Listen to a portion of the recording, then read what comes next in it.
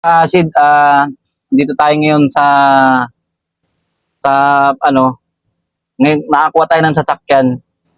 Ayun nga, doon sa vlog ko. Hindi ko pa na-post kasi pagkuha ko ng sasakyan kasi nagmamadali kami.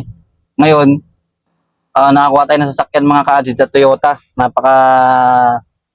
Napakasarap na makakuha din ng sasakyan natin mga ka-Sid. Napakasarap ng feeling na makakuha tayo ng sasakyan.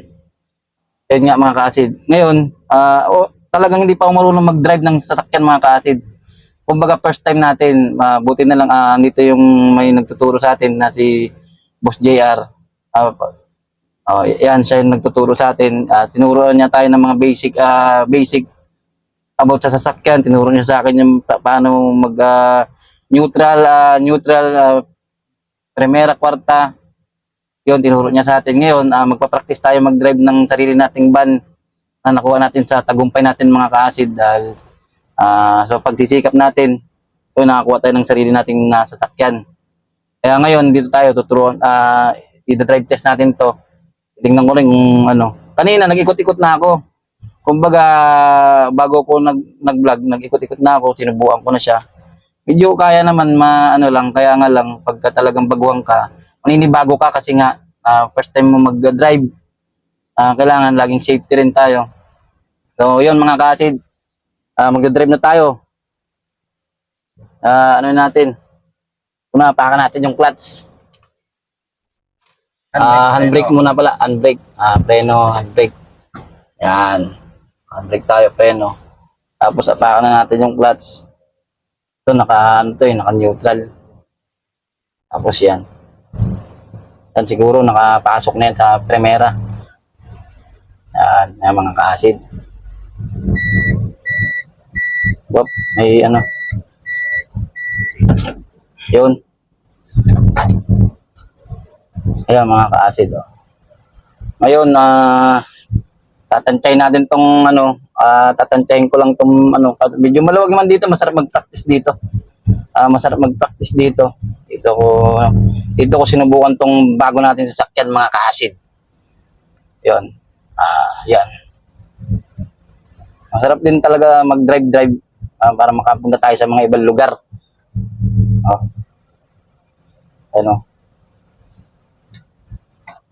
Sarap din mga ka-Sid.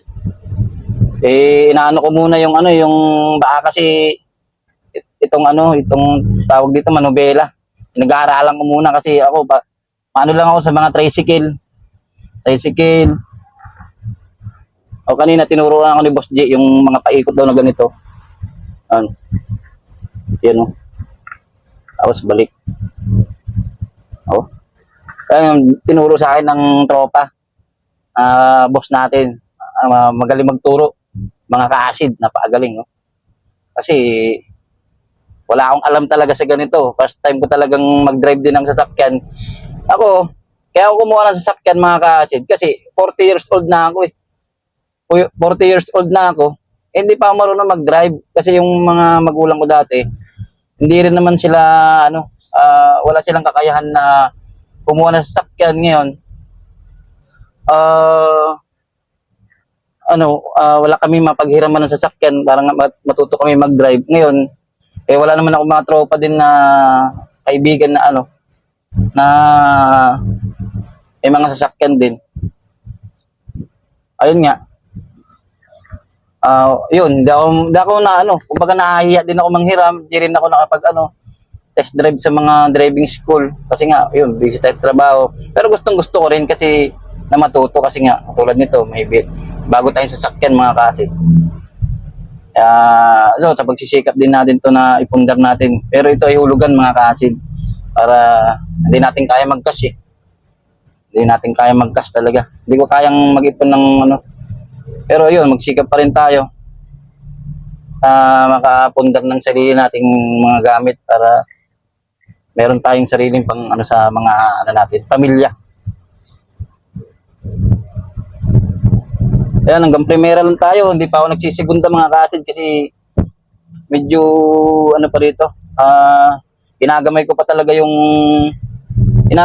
yung talagang pagmamaneho kasi first time ko talaga ngayong araw na ito. First time ko talaga mag-drive. Kanina tinuruan ako ni Boss G, yung mga basic, yun. Medyo nagamay-gamay ko ng konti. Pero hindi pa ako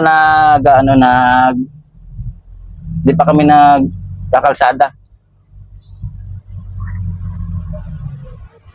Ay, hirap na, baka huliin tayo ng mga LTO dun. Makakita ng gwapo. Gwapo nagdadrive. Joke lang mga kasid. Pangiti-ngiti ko lang kayo at ninervyos din ako sa pagdadrive kong ito. So, okay din naman, no? Makakapakapa din. Napakasarap din pala mag-drive pag ganito, lalo na kung malayuan siguro. Pero kailangan may kondisyon yung katawan mo siguro. Kailangan yung hindi ka puyat para maganda yung maganda yung pagdadrive mo.